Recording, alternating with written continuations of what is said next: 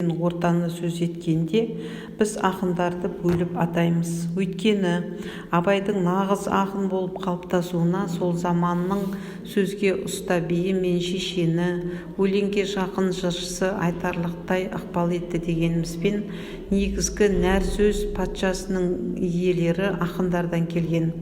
Оларды айтқанда алдымен Құнанбаймен аралас-құралас болып, Абайға әсер еткен бір топ ақынға тоқталып өткенді жөн көрдік. Өйткені әуелден аға буынмен табыстырған да әкесі Құнанбай болған соң, оның бұл арадағы орны ерекше. Абай жолына енген ақындардың бәрі дерлік тоталитарлық жүйенің қақпақылына түсіп, романда аттары өзгертіліп, өңі айналдырылып берілді. Дулат Барлас, Сабырбай Қадырбай, Жанақ Садақ, Түбек Шүмек болып өзгергеннен-ақ Абайға әсер еткен ақындық ортаның кеңестік заманда қаншалықты қыспаққа алынғанын салмақтай беріңіз. Сол кездегі Абаймен үзеңгі қағыстыра дос болған ақынның бірі Жанақ десек, бұл тұрғыда Жанақ Құнанбай Абай арасындағы рухани байланысты назарға алған жөн. Жанақ Сағындықұлы айтыс ақыны, арғыннан қара кесек қамбар атасынан.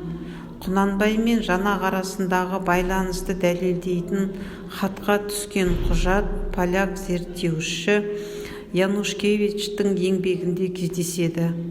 Құнанбайдың аса бір үлкен ісі 1851 жылдың шілде айында Көкшетаудағы арғын ішінде қамбар ұруы жайлаған Көкжайдақ деген жерінде Өскенбай биге үлкен ас берілгендігі. Сол аста жылаған елді жұбатып, Жанақ ақын қолына қобызын алып былай деген екен: «Ей Құнанбай, Құнанбай, қазақта сенен де артық ұл туар ма мынандай? Ас бердің әкеңе 300-дің қосып баласын, әкесіне ас берген қамбар жері Ошанда, Алшынбай болып тірегі, қалың арғын Бошанға басын қосқан 300-дің Құнанбай сірә осал ма?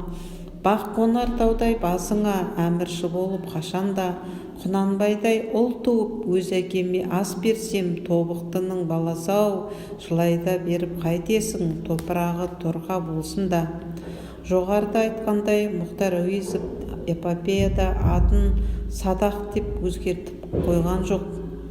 Жанаққа қатысты Сабырбай аузымен айтылатын төмендегі үзіндіні 1942 жылдан кейінгі шыққан басылымдарда алып тастауға мәжбүр болды. Романдағы қарт ақын әр сөзінің тұсында әлдебір ертегідей алыс ақын Садаққа соға береді. Бала кезінде өзіне өзге ақындардан өзгеше көрінген сол Садекең екен.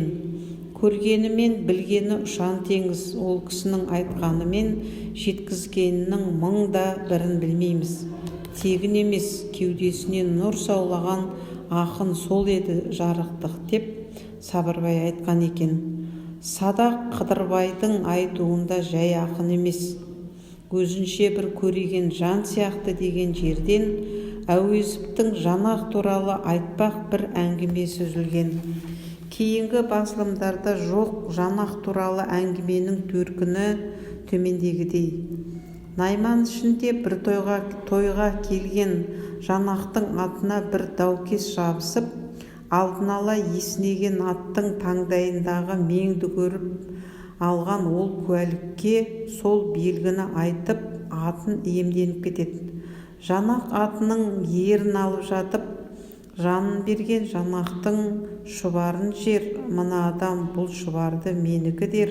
Жақсы атты жалғанға сатқан жанның бар, Құдай өзің біліп жазасын бер дегені айнымай келіп, дауқұмар бұлақтан қарғып өткен кезде жетектегі ат тартынып қалып, аттың мойнына байлаған белбеуіне сүйретіліп өлген екен дейді. Абайдың ерекше бағалаған ақыны Жанақтың аузы дуалылығын романнан алып тастаудың сыры әрине мәлім. Жанақ ақынның өлеңдері бізге өте аз жеткен. Абай Жанақ жырларын азық еткені анық. Екі ақынды байланыстырып тұрған заман болса, сол заманға деген көзқарастан туған ортақ сарындар бір арнаға тоғысып жатыр. Өткенді аңсау емес, өз тұсындағы қоғамның азуына налу бар Жанақта. Ханнан қайыр, қарадан шайыр кетті деп үзілген үміттің сәулелері Абай өлеңдерінде баяу қалың қайғыға ұласқан. Алдыңда кеткен күннің түсі суық деп қапаланған Жанақ ақын ел ішіндегі індеттің басы, жуан қамшы тойбастар көсем болды, елірмелі екесті шешем болды, би кетті маутылардың айтағында, пәленді мұқатып бер десең болды дейді. Дәл осы жолдардағы ащы ойлар Абайдың қартайдық, қайғы ойладық, ұйқы сергек, қартайдық, қайғы ойладық, ұлғай дарман, қалың елім, қазағым, қайран жұртым тағы да басқа өлеңдерінде ақындық шеберліктің биігіне жеткен деп айтуымызға болады.